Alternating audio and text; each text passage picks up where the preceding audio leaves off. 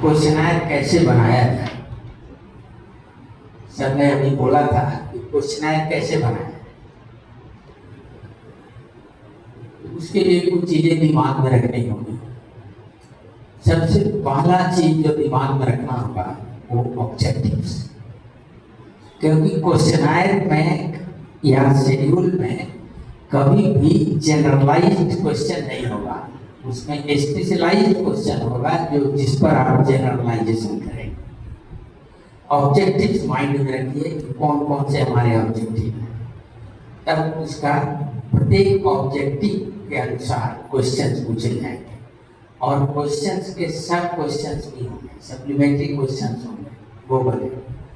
सबसे पहला प्रिंसिपल ये है कि जब आप क्वेश्चनायर बना रहे हैं तो फर्स्ट पार्ट इन्वेंट्री होगा, बेसिक इंफॉर्मेशन होगा, जिससे आप क्वेश्चन पूछ रहे हैं उसका बेसिक इंफॉर्मेशन होगा।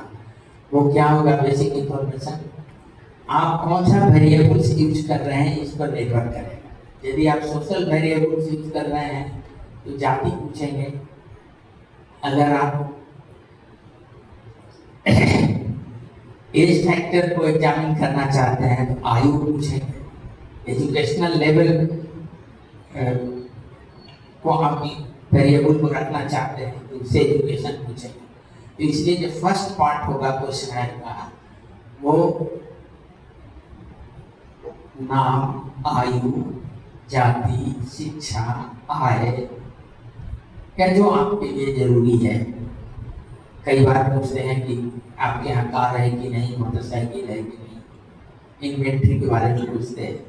तो ये डिपेंड करता है कि आपका कौन कौन सा वेरिएबल्स आप लेके रिसर्च करना चाह रहे हैं, तो उसका इन्वेंट्री या क्या बोलते हैं इंट्रोडक्टरी इंफॉर्मेशन फर्स्ट पार्ट होगा। सेकेंड पार्ट में जब आप आएंगे तो आपका जो फर्स्ट ऑब्जेक्टिव है उस पर आधारित क्वेश्चन और क्वेश्चंस हमेशा स्पेसिफिक हो, जनरलाइज नहीं हो। जैसे अगर आप पूछते हैं कि क्या आपको संतुलित आहार मिलता है, किसी का न्यूट्रिशन लेवल जानना चाहते हैं तो आप पूछेंगे कि क्या आपको संतुलित आहार मिलता है, तो ये रॉन्ग क्वेश्चन होगा। तब उसका सही कैसे निकालेंगे? पूछेंगे कि आपको प्रिंसिपल मील में क्या क्या खाते हैं, चावल के साथ दाल खाते हैं कि नहीं, सब्जी खाते हैं कि नहीं, नॉन वेज या मीट या अंडा दूध खाते हैं कि नहीं, ठीक है। तो इस तरीके से आप पूछेंगे तब आपको अंदाजा लगेगा कि इसको प्रॉपर न्यूट्रिशन मिल रहा है कि नहीं। तो क्वेश्चन उस तरीके से बनना चाहिए। उससे आप सीधे पूछेंगे कि आपको पर्याप्त खाना मिल जाता है, वो अपने हिसाब से बोलेगा कि हाँ मिल जाता है। 1 करोड़पति के लिए 5 लाख रुपया कोई मायने नहीं रखता है, एक खादपति के लिए 5 लाख रुपया बहुत मायने रखता है। तो इसलिए स्पेसिफिक क्वेश्चंस होंगे और तब आप जनरलाइज कर पाएंगे कि कितने लोगों को न्यूट्रिशन मिला। तो क्वेश्चनायर बनाने में दूसरा मैंने कहा कि प्रत्येक ऑब्जेक्टिव का स्पेसिफिक क्वेश्चन होगा और प्रत्येक स्पेसिफिक क्वेश्चंस के सप्लीमेंट्री क्वेश्चन कि अगर ऐसा है तो क्यों है, ऐसा नहीं है तो क्यों नहीं है, ये करेंगे। और हर बार एक कॉलम ओपन छोड़ेंगे अन्य। हो सकता है कि आप जो क्वेश्चन बनाए हो उसके अलावा भी कुछ उत्तर आ रहा है, उसको अन्य में लिखेंगे। इस प्रकार से क्वेश्चनायर बने। अब क्वेश्चनायर और शेड्यूल में क्या डिफरेंस है? एनीबॉडी अब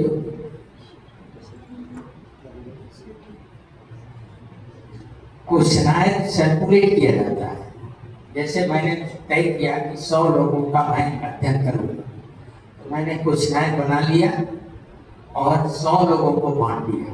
आप इस पर अपना आंसर लिख दीजिए, अब फिर आपसे कलेक्ट कर लिया और उसका एनालिसिस कर लिया, ठीक है। तो वो क्वेश्चनायर सर्व क्वेश्चनायर होगा। लेकिन उसमें होता क्या है कि यदि उत्तरदाता पढ़ा लिखा नहीं है, यदि उत्तरदाता आपको वही क्वेश्चन समझा जो क्वेश्चन आप पूछ रहे हैं, अगर उसमें गड़बड़ी है तो उत्तर कम आएगा, है ना। फिर आप जिसको दिए हैं उसकी इच्छा पर है, क्वेश्चन भर के देगा चाहे नहीं देगा। तो माना गया है कि जब क्वेश्चनर यूज करते हैं तो 30% ही रेस्पॉन्स आता है, 70%। इसलिए सबसे बढ़िया टेक्निक है इंटरव्यू टेक्निक। उन्हीं क्वेश्चंस को जब रिसर्चर खुद फेस टू फेस रेस्पोंडेंट से पूछता है तो उसको क्वेश्चनर नहीं करके शेड्यूल करते हैं। डिफरेंस दोनों में बेसिक है। अब शेड्यूल आपका हो सकता है, टाइप्स ऑफ शेड्यूल हो सकते हैं। तो शेड्यूल में ओपन एंडेड क्वेश्चन भी पूछ सकते हैं, स्ट्रक्चर्ड क्वेश्चन भी। स्ट्रक्चर्ड क्वेश्चन में आंसर सजेस्टिव होते हैं। 4-5 आंसर आप अपने तरफ से दे दिए कि इसमें से आपका क्या है, तो आपके लिए भी आसान होगा, उत्तरदाता के लिए भी आसान। कई बार ऐसा होता है कि उत्तरदाता आपके दिए हुए ऑप्शन में से एक भी नहीं चुनता।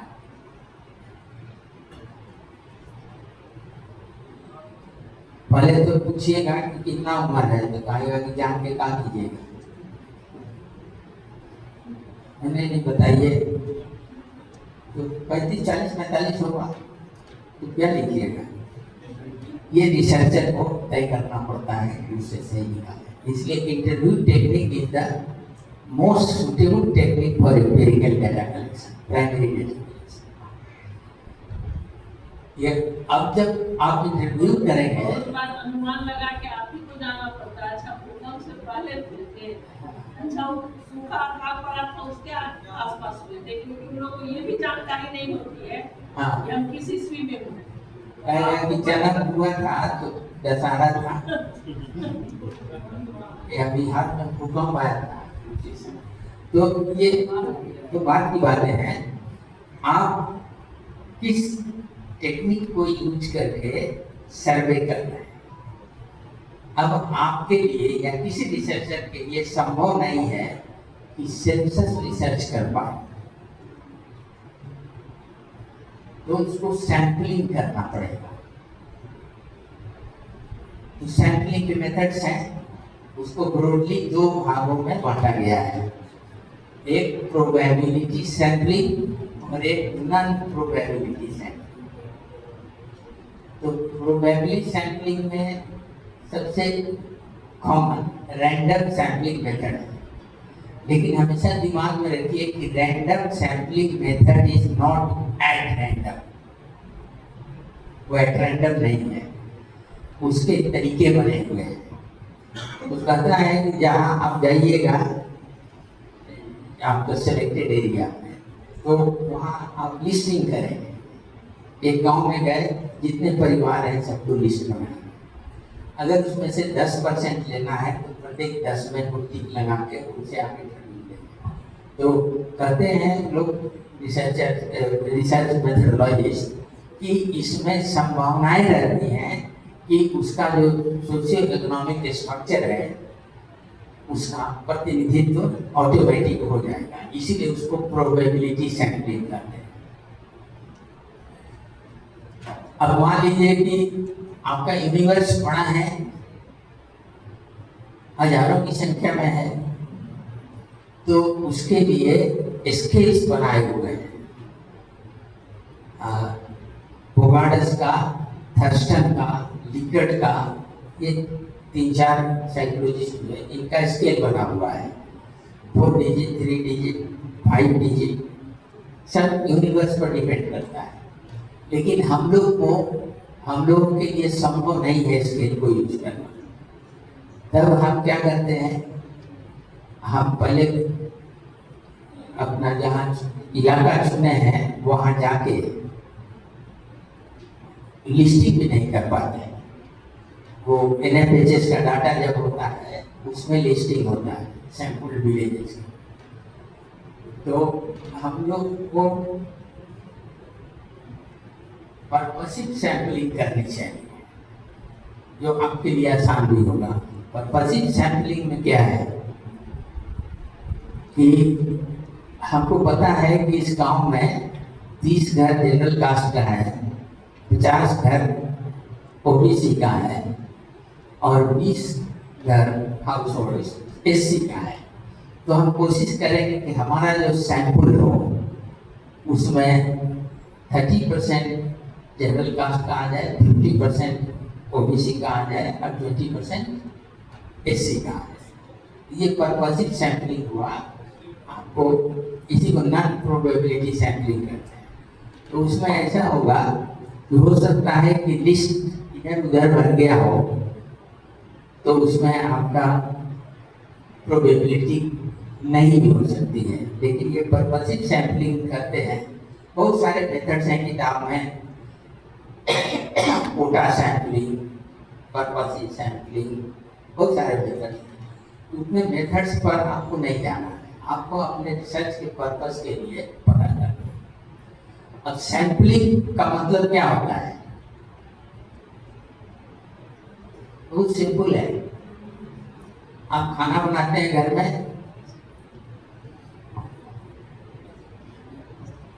कढ़ाई में से चावल निकाल के मसल लेते हैं, पता चल जाता है कि इसमें सब चावल सेज गया है। वही चीज सैंपलिंग है। तो वो जो तसला है जिसमें चावल पक रहा है वो यूनिवर्स है, और जो निकाले वो सैंपल है। तो हमको यूनिवर्स भी तय करना पड़ेगा कि यूनिवर्स क्या होगा। हम अगर स्टडी कर रहे हैं इस ट्रेनिंग कॉलेज के गर्ल स्टूडेंट्स का, और उसमें हम मापना चाहते हैं कुछ, तो हमारा यूनिवर्स क्या हो गया? इस कॉलेज में पढ़ने वाली सभी छात्राएं यूनिवर्स हो गई। अब उस यूनिवर्स में से सैंपल हमको निकालना है। तो रिसर्च के प्रिंसिपल में है कि सैंपल जो आप निकालते हैं वो 10% या 5% होना चाहिए।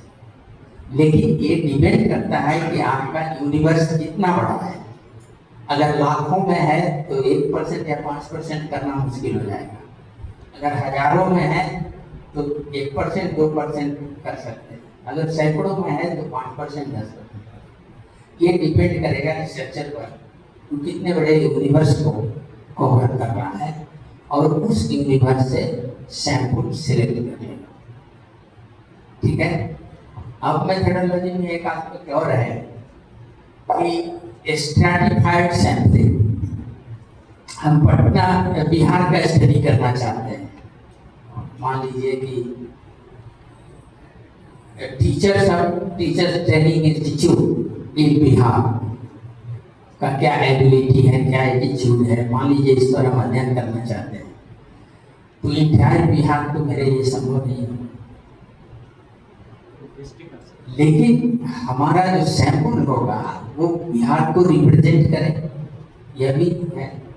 उसके लिए हम स्ट्रैटिफाइड सैंपलिंग करते हैं।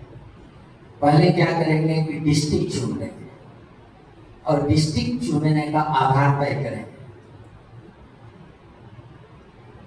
ज्योग्राफिकल रिप्रेजेंटेशन हो, डेवलपमेंटल रिप्रेजेंटेशन हो, एंड कल्चरल रिप्रेजेंटेशन, ऐसा डिस्ट्रिक्ट चुनेंगे। अब जैसे बिहार का चुन रहे हैं तो कुछ नॉर्थ का, कुछ वेस्ट का, ईस्ट का, साउथ का ले लेंगे तो हमको पूरे बिहार का मिलेगा। तो फर्स्ट स्टेज में हम डिस्ट्रिक्ट चुनेंगे। अब पूरे डिस्ट्रिक्ट का अध्ययन भी हमारे लिए कठिन होगा, तो अब डिस्ट्रिक्ट में हम 1 या 2 ब्लॉक चुनेंगे। अब वो ब्लॉक चुनने का क्या आधार होगा ये आप अपने रिसर्च के सब्जेक्ट मैटर के अनुसार तय करें, और फिर ब्लॉक लेवल पर जाकर आप गांव या मोहल्ला चुनेंगे और उसको यूनिवर्स मान के उसमें से सैंपलिंग करेंगे।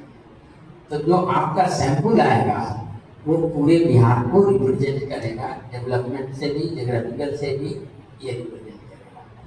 तो इन सब चीज़ों को मेथोडोलॉजी में लिखना होगा।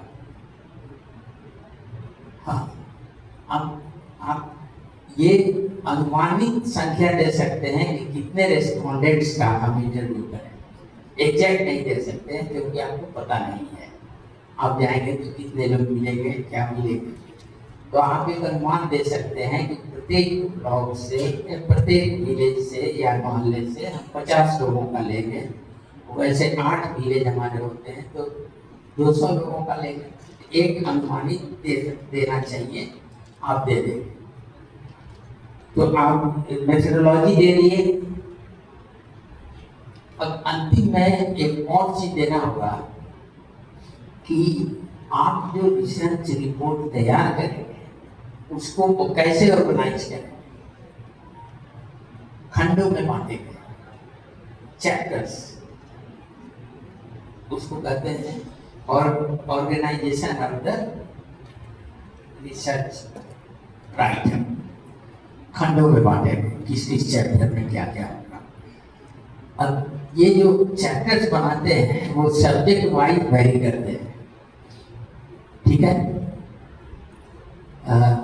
वो मैं बताऊंगा। अभी शुरू में बात आई, ये प्रपोजल हो गया। अब उसके बाद अंत में रेफरेंसेस देंगे या बिब्लियोग्राफी जिसको कहते हैं, क्योंकि बिब्लियोग्राफी यह निर्धारित करेगा कि आप उस विषय से वाकिफ हैं कि नहीं।